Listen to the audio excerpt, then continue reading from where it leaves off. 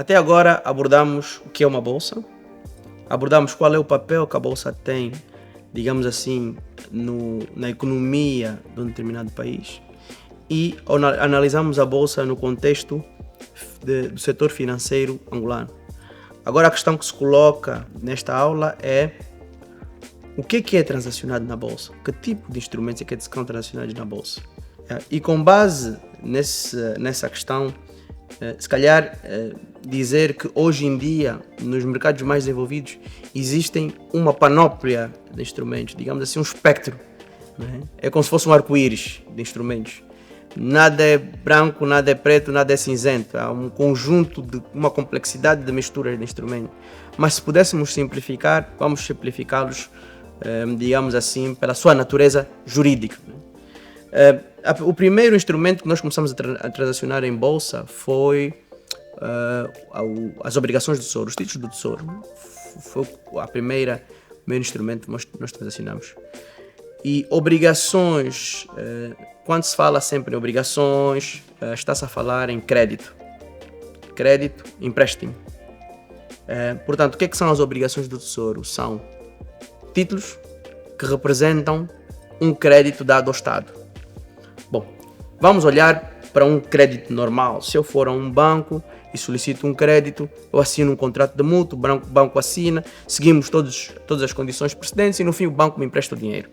O que representa o crédito? É aquele contrato de mútuo e todos os documentos que nós assinamos é que dão ao banco o direito de me pedir o que eu pedi emprestado e que me dão a mim o dever de pagar ao banco. Não é? Mas este título, este papel não é transacionável. O banco não pode pegar naquilo e vender. Então são criadas as obrigações do Tesouro. O papel das obrigações do Tesouro é exatamente o mesmo processo. Eu, Walter Pacheco, ou eu, cidadão angolano, compro obrigações do Tesouro. Estou na realidade a emprestar dinheiro ao Estado e o Estado tem o dever, a obrigação de me devolver o que eu emprestei ao Estado com os juros, né? E eu tenho o direito de receber aquilo que eu emprestei ao Estado. São as obrigações do Tesouro. E são feitas em títulos que na verdade é uma forma de, digamos assim, de padronizar e tornar tudo igual e permite que eles sejam transacionáveis. Hoje em dia, se eu emprestei dinheiro ao Estado e preciso do meu dinheiro de volta, pego nas obrigações, se calhar não preciso de aguardar até que o Estado me devolva, pego nas obrigações e vendo no mercado e vendo em bolsa. Então o papel da bolsa é exatamente isso, é fazer com que aquele que alocou recursos para um determinado objetivo tenha acesso aos seus recursos com ou sem lucro. Muitas vezes ele pode perder dinheiro, esperemos que não aconteça em breve, mas muitas vezes também ele pode ganhar dinheiro. E o objetivo é, ele pode ter acesso a esses recursos antes do fim do contrato que ele assinou com o Estado. Bom, voltando um bocadinho atrás, explicando agora um bocadinho melhor, as obrigações do Tesouro são títulos representativos de dívida, são empréstimos em formato de título. Hoje em dia, antigamente eram físicos, hoje em dia são eletrônicos. Eles têm uma data de maturidade, portanto, eu emprestei dinheiro ao Estado, nesse caso, por um tempo determinado, 3, 2, 4, 5, 10 anos, né? E tem uma taxa de cupom ou uma taxa de juro, que de 6 em 6 meses o Estado pega e paga os meus juros, 10, 15, 20% do que for, dependendo da altura que eu adquirir esses títulos. Estes títulos são transacionáveis em bolsa. Então é isto que é transacionado em bolsa e é isto que começou a ser transacionado em bolsa como o primeiro, digamos assim, instrumento a ser transacionado em bolsa. Lá, pela sua natureza jurídica, ele é um empréstimo, é um mútuo, é um acordo de mútuo, mas ela pode ser obrigação do Tesouro, se for para o Estado, mas também pode ser chamada obrigação corporativa, se for para uma empresa, né?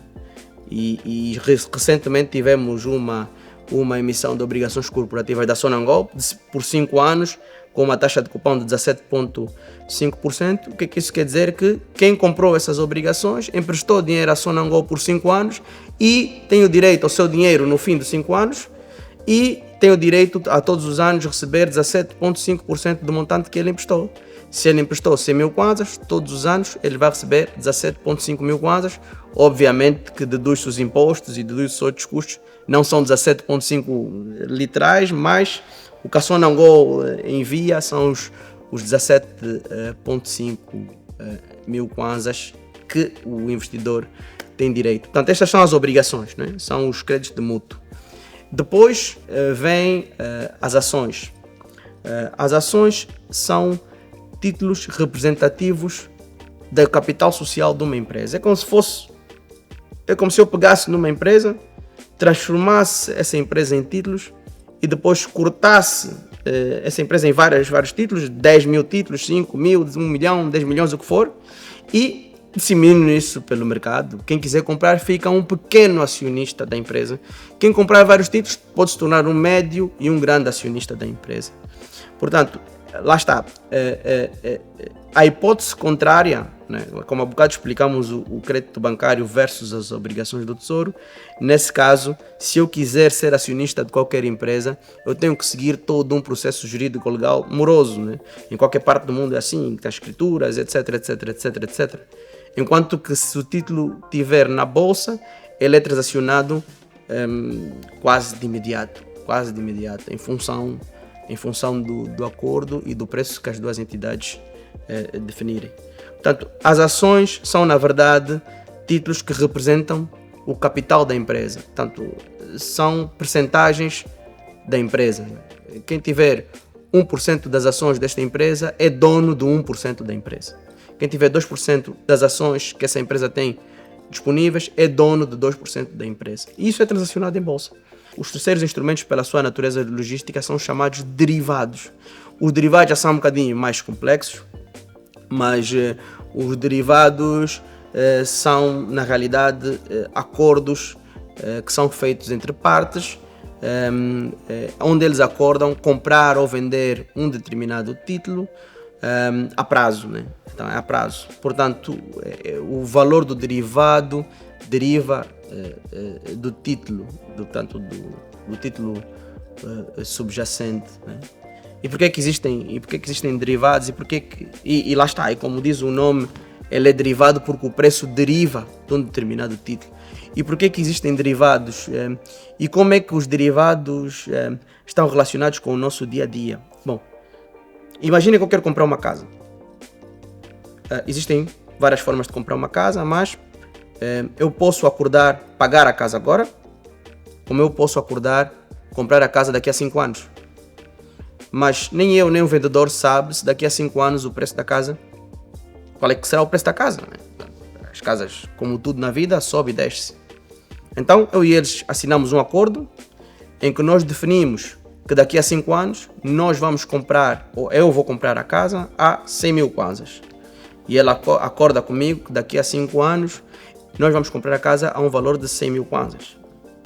Portanto, nós estamos a acordar os dois um preço de algo que só vai ser transacionado daqui a 5 anos. Então, o preço dessa casa que nós acordamos agora, na verdade o que nós estamos a acordar agora é o preço de algo que só vai ser efetivado daqui a 5 anos. Por ser algo que só vai ser efetivado no futuro, normalmente são feitos chamados contratos derivados. Nesse caso particular, entre mim e o vendedor da casa, nós fazemos uma espécie de um contrato, nós chamamos até um contrato de promessa. Nós fazemos um contrato de promessa de compra e venda. Eu prometo comprar e ele promete vender a esse determinado preço, nesse determinado tempo, com essas determinadas condições. Portanto, isto acontece na vida real, todos os dias, e no mercado financeiro também acontece. Por quê? Pela mesma razão. Eu posso não precisar da casa agora, porque vou viajar durante 5 anos para tirar um curso e volto daqui a 5 anos, eu vou precisar da casa daqui a 5 anos, né? E a pessoa que está a vender a casa pode precisar da casa agora e não vai precisar dela depois de 5 anos. Se calhar daqui a 5 anos ele vai viajar e não vai precisar mais da casa. Portanto, lá está. O sistema financeiro desenvolve soluções para determinadas necessidades, como a nossa vida real nós temos soluções, como este caso particular dos contratos de promessa, para determinadas necessidades, né? A única diferença é que no acordo do contrato de promessa é um acordo, digamos assim, entre duas partes, e os acordos derivados, regra geral, são acordos padronizados e, ao ser padronizados, são facilmente precificáveis e transacionáveis, né? Uma coisa é eu comprar um carro feito à mão com dimensões próprias, e outra coisa é eu ir a stand e comprar um carro que eu sei que 2 para amanhã, se eu quiser vender este carro e quiser comprar um igual, é muito mais fácil vender este carro e um igual do que um carro específico, com características específicas, com cores específicas e com materiais específicos, né? Então o papel da padronização no mercado de capitais, e como na vida como um todo, mas no mercado de capitais em particular, é permitir que as coisas sejam mais transacionáveis, mais fácil de comprar e mais fácil de vender. Então, resumindo e concluindo, esses são os três grandes pilares, digamos assim, de instrumentos não transacionados: os que representam dívida, os que representam um contrato mútuo, os que representam capital social ou ações, e os que representam derivados que derivam do preço das outras tipologias. Obviamente que, como disse logo no início, hoje em dia essas estruturas misturam-se. Há uma mistura nessas estruturas em países mais desenvolvidos, mas no caso angolano nós já completamos a primeira fase, digamos assim, das obrigações, completamos a segunda fase das ações, e a parte dos derivados ainda vai demorar mais algum tempo, porque ainda não há essa necessidade no mercado angolano. Portanto, dentro das ações nós fizemos 2 operações. Nós fizemos a operação com o Banco BAI, onde foi alienado 10% do Banco BAI, e também fizemos a operação com o Banco Caixa Angola, que foram 2 operações bem sucedidas em mercado primário e secundário.